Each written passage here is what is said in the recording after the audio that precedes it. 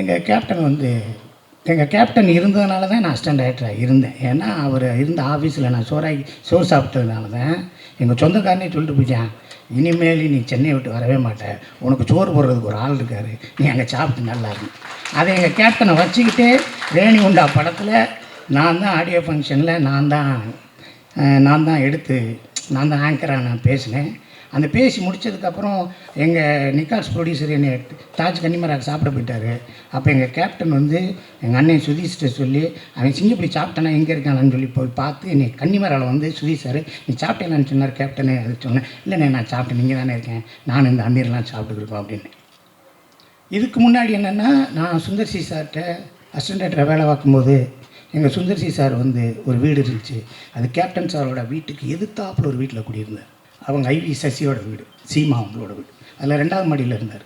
எய்த்த வீடு captain sir வீடு. நான் சாரை காலையில் பார்க்க 7:30 மணிக்கு போயிடுவேன். போயிட்டு அப்படியே பார்ப்பேன்.